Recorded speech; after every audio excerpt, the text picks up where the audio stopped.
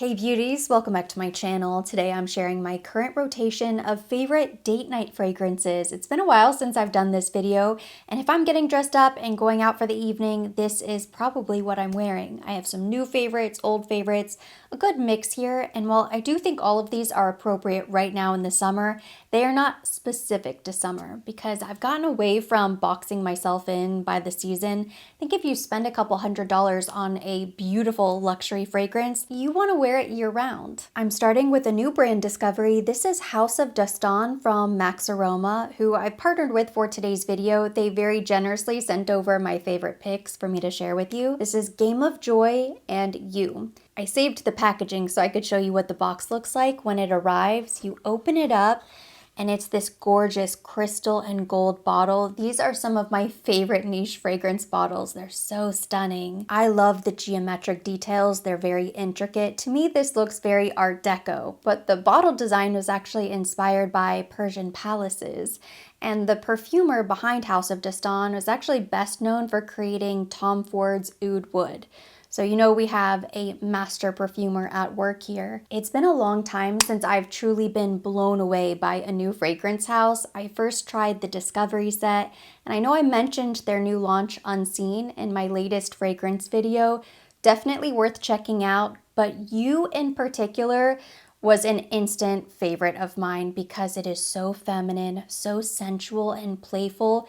It smells exactly how I want to smell on a date night. The key notes are bergamot, pear, cinnamon, coriander, jasmine, milk, fig, white chocolate, freesia, ylang musks, sandalwood, tonka, and cedar. Initially, I definitely get a burst of juicy pear and bergamot, maybe a little coriander, cinnamon. It's a little spicy, unexpected. But then the real standout as it dries down are going to be those milky notes, the sandalwood and fig. I'm a huge fig lover. Not typically a big fan of milky notes. Anything that's described as lactonic, I generally try to avoid those notes altogether, but there's something about this combination in You that it just smells very smooth, a little bit creamy, but it kind of blends nicely into the sandalwood, the fig, the other notes. The cedar comes through. Cedar is one of my favorite woody notes. It smells so different from everything else, which is incredibly refreshing. It's definitely an elevated, luxurious, niche fragrance. It's so complex. You have a lot of really interesting notes that you don't typically find in designer fragrances. So you know you're gonna stand out. If you like the idea of a milky fig sandalwood combination, I highly recommend checking out You. And something I really love about this fragrance is that it's not super heavy and moody and beast mode. It's not just a date night fragrance. To me, this smells so nice. I want to wear it for a date night because I just think it smells really good. But I do think this could be a daytime fragrance. It feels like a year-round fragrance. It just smells like the most elegant, sensual, confident woman whenever she walks into the room and she's like the best dressed. That's the kind of person that comes to mind whenever I smell You. And then we have Game of Joy, which celebrates spontaneity and the delight of living in the moment. It's vibrant and playful, carefree and happy. Keynotes include pepper, cardamom, pear, incense, violet leaves, passion fruit, mango, watermelon, cashmere wood, musk, citriol, sandalwood, patchouli, and tonka. This was another instant love for me, and they are so different. I guess I've been trying all of the new designer launches lately that I almost lost hope that new fragrances that were really exciting and felt different were just a thing of the past and I wasn't going to feel inspired by new launches anymore. But this is outstanding. It's so juicy and vibrant and colorful. I see rainbows whenever I smell this. Very fiery and flirtatious, perfect for a date night out in Miami. This is a crowd pleaser. It's very fun-loving, spirited. I wouldn't say polar opposite of You, but definitely different vibes. You is much more elegant woman. Game of Joy is woman who's going to steal all of your money. It's date night, it's girls' night out dancing when you're getting really dressed up and you're out to have a good time and you just want to let your hair down.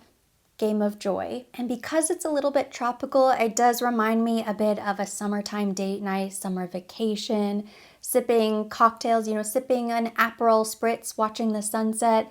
Could also be this type of fragrance. I highly recommend checking out House of Dastan from Max Aroma. Of course, all of the links will be down below in the description box, and I'm also going to link the Discovery set because that's a great way to sniff around, see what speaks to you if something is truly full bottle worthy. There must be something about passion fruit. It's a great note for a date night fragrance. Another great option is Erai from Spirit of Kings. Another beautiful bottle. This gold is so over the top. Key notes include lemon, bergamot, rose, ozonic notes, passion fruit, floral notes, cedar, iris, patchouli, musk, vanilla, and vetiver. You just know if there's passion fruit, vanilla, cedar, and musk, it's going to be a beautiful fragrance. This is so, grabbed way too many. There we go. This is such a fun fragrance to wear. Very different. It's so addicting. There's something delicious and a little bit fruity and a little bit floral. It's a bit regal. This smells like such an elegant, opulent fragrance. This is for a date night if you're going somewhere very special, you're getting dressed up and you're going to the fanciest restaurant in town and you want to smell over the top and just gorgeous.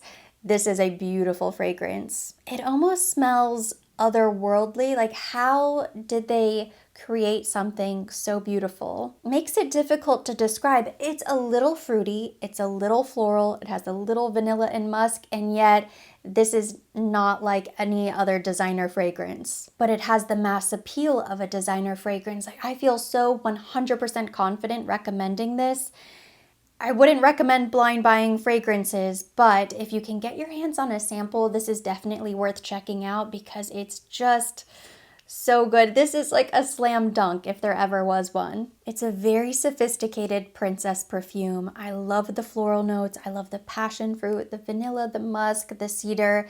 Everything about it is exquisite. Speaking of addicting fragrances, this is another one that once you start smelling it, you do not want to stop sniffing yourself. It's Addictive Vibration from Initio. Now, this fragrance has the killer combination of honey, vanilla, apple blossom, orange blossom. Honey is such an underrated note in my opinion, and I'm glad. I hope it stays that way. I do not want honey to become overdone because to me it still smells so special, and there's something very natural about it because of course honey comes from nature. So it's very familiar, it's a bit nostalgic, instantly recognizable, and yet there's something so exotic about it because you don't smell honey in that many fragrances. Oh my gosh. If you have not smelled Addictive Vibration, you have to try this fragrance. It is wow. Over the top, it's loud, it's bold, it's feminine, it's super sexy, very date night appropriate. You won't be able to stop smelling yourself. It truly is addicting, mouth-watering. It's almost like involuntary. You can't even help yourself. Your mouth just starts to water whenever you smell it. Delicious. I love the apple blossom, the orange blossom, just beautiful notes. But then the honey vanilla musk, it just lures you in. I genuinely want to drink this. I would eat a dessert that tasted the way this smells. Easily one of the most show-stopping fragrances in my collection. I cannot believe this fragrance exists. It's so like powerful and just attention-grabbing. Alluring. If you love honey fragrances and you find them as addicting as I do, highly recommend checking this out. If you've been watching my fragrance videos for a while, you might remember this summer I discovered Roja 51 because I became obsessed with this fragrance, and I know that's a term that's overused, but in this case, it's just accurate. I had to stop myself from talking about this fragrance in every single video because it's all I wanted to wear. It's all I wanted to talk about. I could not contain my excitement about 51. Because I was afraid I was getting annoying talking about it so much, I really stepped away from it and I stopped wearing it. I stopped enjoying it, which is a shame because I still really love 51, and I've recently rediscovered this fragrance and just fallen in love with it all over again. When I first tried 51, I described this as a sunset. The most peaceful, tropical, romantic, like desert island sunset with a loved one, like honeymoon, anniversary type of fragrance. And now when I smell it, it's not that I don't still get those vibes, but I do feel like this is a bit of a warm and cozy fragrance. It could definitely be a fall winter scent. It's really not tropical or beachy or summery. I think this is truly a year-round fragrance. It's just a statement maker. It's very romantic. It smells like the warm embrace by someone you love. Key notes include lily of the valley, gardenia, tuberose, orange blossom, sandalwood, cashmerean, patchouli, orris root with hints of vanilla, cinnamon, and clove. I don't really get spicy cinnamon clove. I don't really get a lot of florals. Maybe some white florals in the background, definitely. Like the tuberose, the gardenia, they're very creamy and natural. Sandalwood, orris, vanilla, and musk is really what stands out to me most from this fragrance. Very sandalwood dominant, but not too much. It's not too heavy. It doesn't give me a headache. It just smells really smooth and lovely and beautiful. It's everything that I love about sandalwood in the best way possible. I'm taking a break from niche to bring you some incredible designer options as well. These are both flankers, but they are truly incredible. This recently launched. It's the new Gucci Flora Gorgeous Gardenia Intense. I was a huge fan of the original Gorgeous Gardenia, which has more of a candy-coated bouquet, very sugary sweet take. The Intense is definitely more elevated, sophisticated. This is a much more mature take on gardenia. It's very smooth and creamy, smells more like a realistic bouquet of flowers. You still get a zesty, juicy burst of mandarin right away. But as it dries down, it's much more creamy sandalwood, white florals, a little vanilla, more of a beautiful bouquet type of fragrance. If you love floral fragrances, if you like white florals, you love gardenia, I think you will probably love the Intense version. Certainly, if you enjoyed the original, I think you will also like this one. If I had to choose between the two, the Intense is my favorite. This to me smells like something that I would be excited to wear. I would grab this over other fragrances in my collection. It smells very special and it smells very romantic for a night out. I also really like Prada Paradoxe Intense, not to be confused with the new Radical Essence, which just launched. Not a huge fan of that fragrance. They added pistachio and it just didn't quite work out. But Prada Paradoxe Intense, I prefer to the original. Not groundbreaking. It doesn't have that wow, unique factor. It still contains the same DNA as Prada Paradoxe, but I think you will find that this is even better. You have to wear it on the skin. The first time I tried this on the blotter card, I thought, okay, I really like it because I like Prada Paradoxe, but I don't really see what the big difference is. Is it just a bolder interpretation? Is it just stronger? But when you wear it after a few hours, it dries down on the skin. That's when you can truly appreciate that this is just a beautiful fragrance. It's very sophisticated, leans more evening, date night, weekend, special occasion appropriate, but could also be a signature scent. Out of all of the jasmine dominant designer fragrances, this is my favorite out of any other flanker. It's so beautiful. And again, this is just the type of fragrance that I would wear. The final designer flanker that deserves some recognition on this list, and I think most people are probably not paying attention to this launch. It came out in 2025. It's Angel Stellar. This is my favorite Angel, and I know people aren't going to be as excited about this because I don't know how many Angels there are at this point. I know there are a few. It has pistachio, bergamot, bourbon, vanilla. It is so pretty. It's beautiful. Now this is pistachio done well in a fragrance. It's nutty, delicious, it's very gourmand, warm, ambery. I did not expect this fragrance to be so beautiful. I definitely didn't expect to love it as much as I do. I don't get that excited about designer flankers, but this one is so good, and it's unfortunate because I know it's not going to get as much love and attention as it deserves because it's probably seen as just another Angel, but it's so beautiful. It's the best one. Yummy. It smells like delicious dessert, but not in an overly ooey gooey, sickeningly sweet, baked goods kind of way.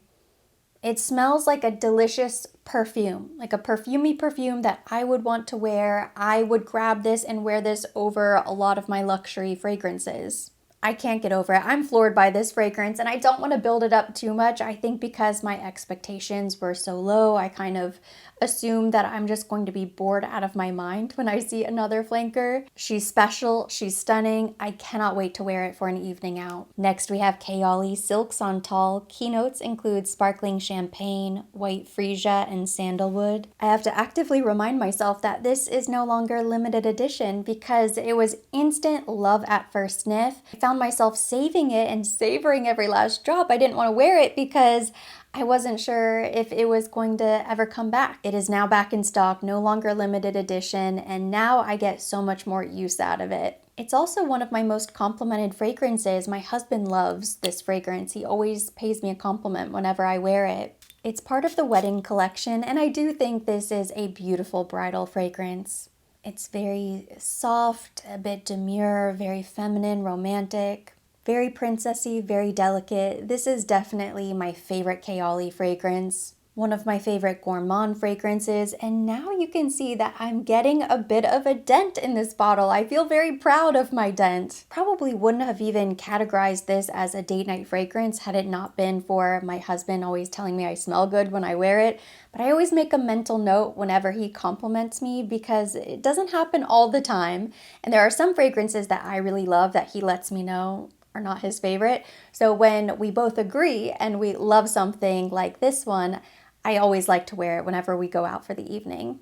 And finally, my current summer obsession. If 51 was my summer obsession a few years ago, this has since replaced it. It's Sunset Hour by Goldfield and Banks, Australia. I cannot get over this fragrance. It is my hyperfixation. It's perfect. It is me in a bottle. It's exactly what I would create if I was trying to come up with a tropical sunset, luxurious vacation, romantic getaway type of perfume. It's all of those things.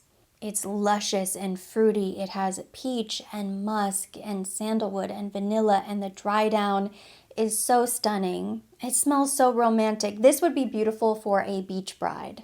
I'm done spraying fragrances, so I'm just going to wear this as my fragrance for the day.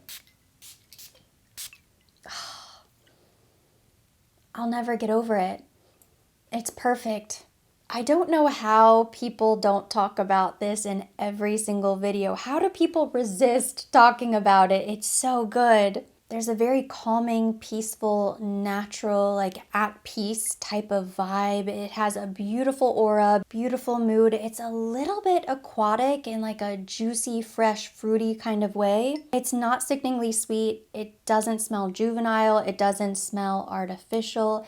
It is the most elegant, sophisticated, fresh, fruity floral fragrance. It would be rude to categorize this as a fruity floral. And it's a little bit tropical, but not in a coconut type of way. This is a mermaid perfume, truly. My favorite fragrance for summer. I want to wear it every single day. I want to bathe in it. I want a lotion. I want every possible ancillary in this fragrance. Cannot get enough of it. If you love a peachy, vanilla, musky scent, you will love this. And that completes my current list of favorite date night fragrances. Thank you so much for watching. Hopefully you enjoyed this video. If you liked it, give it a thumbs up. Leave me your comments, questions down below.